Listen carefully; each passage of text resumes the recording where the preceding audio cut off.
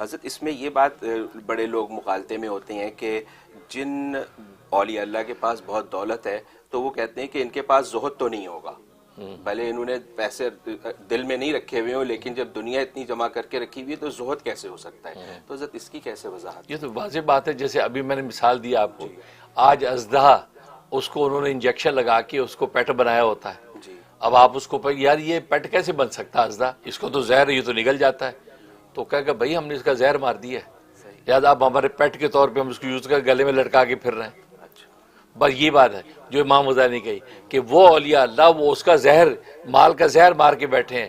مطلب جس زہد کی بات آپ کر رہے ہیں، زہد کی حقیقت جب ان کو حاصل ہو گئی ہے، اب مال ان کو مضر نہیں، وہ دل کی کشتی کے گرد گھوم رہا ہے، دل کی کشتی کے گرد گھوم رہا ہے، حقیقت میں قلب کے اندر نہیں ہے۔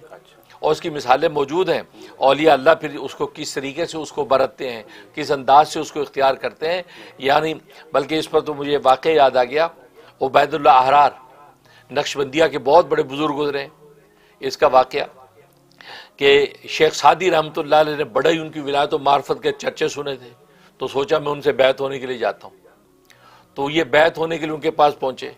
جب پہنچے تو اس وقت حضرت شکار کے لیے نکل رہے تھے، اور شاہی گھوڑے اور شکاری کتے پورا ایک قافلہ ساتھ، اس وقت حویلی بہت بڑی شاہی حویلی اس میں سے نکل رہے تھے۔ اب انہوں نے دیکھا تو سوچا یار یہ اللہ کے ولی، یار ان کی اتنی شہرت ہو گئی، میں تو سمجھا بڑے پہنچے ہوئے بزرگ ہیں، یہ تو بڑی دنیا دار لگ رہے ہیں۔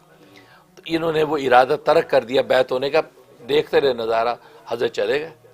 اب اس کے بعد یہ ایک وہاں کی محلے کی مسجد کے اندر جا کے لیٹ گئے، سفر کے تھکے ہوئے تھے، کہا کہ اس کے بعد پھر میں واپس چلا جاؤں گا، کیونکہ یہ ویسی شہرت ہو گئی، یہ تو دنیا دار آدمی ہے، مال دیکھ کے۔ اب وہ جب سوئے تو خواب دیکھتے ہیں، خواب یہ کہ دیکھا کہ میدان حشر قائم ہے اور لوگ ایک دوسرے کو حقوق اپنے مانگ رہے ہیں، ان کے اوپر جن جن لوگوں کا قرضہ تھا انہوں نے ان کو بھی رومال گلے میں ڈال کے گھسیٹنا شروع کیا، چلو اب آج اللہ کی عدالت میں تجھے لے کے جاتے ہیں، تو نے ہمارا آج تک قرضہ کھایا ہوا ہے۔ وہ کہتے بھائی مجھے معاف کر دو، بھائی اللہ کے پاس ہے۔ کہتے نہیں ہم کب سے تجھ سے مانگے، تو قرضہ نہیں دیتا ہمارا۔ اس کو گھسیٹے شیخ سعدی، ابھی لے جا ہی رہتے تھے، ادھر سے حضرت عبید اللہ احرار رحمۃ اللہ علیہ اپنے شاہی گھوڑوں کے ساتھ آ رہے ہیں قافلے، تو رکے ایک دم، میاں یہ اس کو کیوں تم ستا رہے بندے ہو، کیا ہے؟ کہا حضرت صاحب یہ ہمارا مال کھایا ہوا ہے اس نے، اور یہ قرضہ کھایا ہوا دیتا نہیں واپس، اب تو اللہ کی عدالت آ گئی، اب ہم نے کہا اللہ کے سامنے پیش کرتے ہیں اس کو۔ حضرت فرمایا کہ اس بیچارے کا کتنا مال تم پہ، کتنا مال ہے تمہارا؟ کہا جی اتنا اتنا ہے، 8-10 بندے تھے، ان کا اچھا حضرت نے اپنے خادم کو اشارہ کہ ان کے سب کا قرضہ ادا کرو۔ اب کھولی تھیلی سب کے دینا شروع کر دیا، سب کو پھاری۔ کہا تمہیں مال چاہیے نا، بندہ تو نہیں چاہیے؟ کہا جی مال چاہیے، بندہ کیوں چاہیے، ویسے کنگال ہے۔ پیسے دے دی، اب جب ادا ہو گئے انہوں نے چھوڑ دیا، ان کی آنکھ کھل گئی، آنکھ کھل اٹھ کے بیٹھ گئے، کہنے لگے لگتا ہے یار میں نے غلط اندازہ لگایا ہے، یہ پہنچے ولی ہیں یار، یہ میں نے کیا دیکھ لیا۔ اب وہ انتظار میں بیٹھ گئے حویلی کے دروازے میں۔ اب حضرت جب شام کو واپس آئے، جیسے گھوڑے سے اترے، دوڑ کے قدموں میں گر کے پیر پکڑ لی، پیر پکڑ لی۔ حضرت مسکرائے، کندھے سے پکڑ اٹھایا، فرمایا کہ نہیں، وہ مجھے دیکھ کے تیرے دل میں جو بات آئی تھی وہ بول، وہ بول۔ وہ تو حیران ہو گیا کہ یہ تو میرے دل کی بات ہے۔ کہا کہ نہیں حضرت بس وہ میری غلط فہمی تھی، میں نے آپ کو پہچانا نہیں، بس ایسے میں۔ کہتے نہیں نہیں تو نے جو بولا صحیح بولا۔ انہوں نے اس میں یہ بولا تھا جس کا ترجمہ یہ کہ یہ مرد حق وہ نہیں ہو سکتا جو دنیا کو دوست رکھے، یہ تو دنیا کو دوست رکھا ہوا ہے، دنیا داری سے، یہ کیا مرد حق ہو سکتا ہے؟ مرد حق تو وہ ایک ایسا زہد کہ سب کو ٹھوکر مار کے پھرے۔ یہ انہوں نے فارسی میں شعر کے علاوہ مصرع بولا تھا، مرد حق یہ نہیں ہو سکتے جو دنیا کو دوست رکھے۔ تو حضرت فرمایا وہ تم نے صحیح کہا تھا، بول دوبارہ۔ اب ان کو بولنا پڑا، انہوں نے کہا جی میں نے تو یہ کہا تھا مرد حق وہ نہیں ہو سکتا جو دنیا کو دوست رکھے۔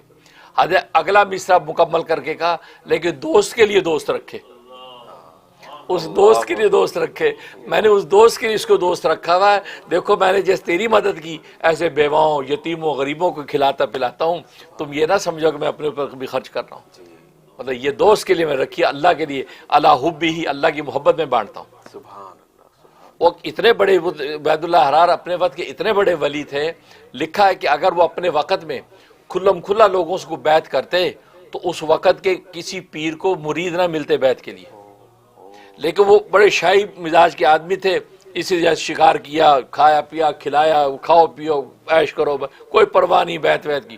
تو کہتے اس لیے پیروں کو مرید مل گئے، ورنہ کہ اتنے بڑے آدمی کہ جن کی اپنے خلیفہ جو ہے وہ شاہ غلام علی ان کے خلیفہ ہیں، اس خلیفہ کے 35,000 خلفاء ہیں، 35,000 خلفاء خلیفہ کے ہیں، اللہ اکبر، اتنے بڑے آدمی۔